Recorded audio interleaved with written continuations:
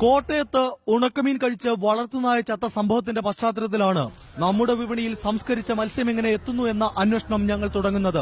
വടക്കുംചേരിയിലെ ഉണക്കമീൻ വ്യാപാരിയെ ഞങ്ങൾ കണ്ടു. കേരളത്തിലെ പൊതുവെ മീൻ കുറവാണ്. 20% താഴെ ഉണ്ടാവുള്ളൂ. മറ്റുള്ള ഭാഗത്ത് പുറത്തുനിന്ന് വരണം. ഇവിടെ വിൽക്കുന്ന പകുതിയിലേറെ സംസ്കരിച്ച മത്സ്യവും അതിർത്തി കടന്നെത്തുന്നതെന്ന ഈ മറുപടിയിൽ നിന്നാണ് ഞങ്ങൾ തമിഴ്നാട്ടിലെ പ്രധാന തുറമുഖമായ നാഗപട്ടണത്തേക്ക് പുറപ്പെട്ടത്.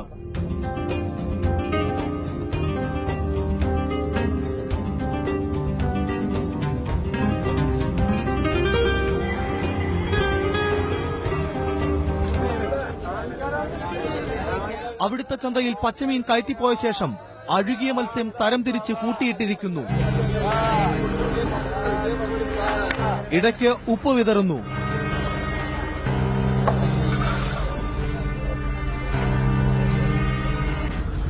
തിരക്കൊഴിഞ്ഞതോടെ സൈക്കിളിൽ കെട്ടിവെച്ച കുട്ടകളിൽ അഴുകിയ മീൻ നിറച്ച് പുറപ്പെട്ട ഈ മനുഷ്യനെ ഞങ്ങൾ പിന്തുടർന്നു.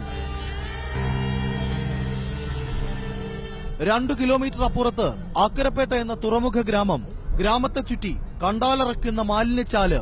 അതിന്റെ കരയിലേക്കാണ് മീൻ കൊണ്ടുപോയത്. കരണ്ടിയിൽ കോരി വെറും മണ്ണിൽ ഒരുണക്ക്. പിന്നെ ഇവരുടെ ഊഴം കുട്ടകളിൽ കഴുകാൻ ഇറക്കിയിട്ടിരിക്കുന്നത് കണ്ടോ?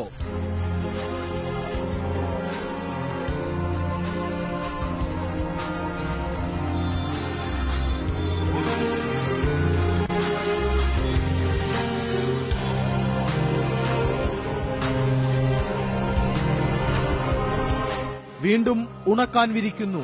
മലിനമായ ഈ വെറും മണ്ണിൽ 3 ദിവസത്തെ ഉണക്ക് കഴിഞ്ഞ് കേരളത്തിലേക്ക് തിരിക്കാൻ തയ്യാറായി നിൽക്കുന്ന വണ്ടിക്കാരനോട് ഞങ്ങൾ ചോദിച്ചു എവിടെ നിന്നെല്ലാം ഓർഡർ ഉണ്ടെന്ന്. മുഴുക്ക കേരള പാരിപ്പള്ളി, ആലങ്കോട്, ചടയമംഗലം, കായംകുളം. തീവണ്ടിയിലും ടെമ്പോകളിലുമായി നമ്മുടെ വിപണിയിലേക്ക്, മലയാളിയുടെ തീൻമേശയിലേക്ക് ഉണക്കമീൻ ഒരുങ്ങുന്നത് ഇങ്ങനെയാണ്. ഈ ദൃശ്യങ്ങൾക്കപ്പുറം എന്ത് തെളിവാണ് വേണ്ടത്?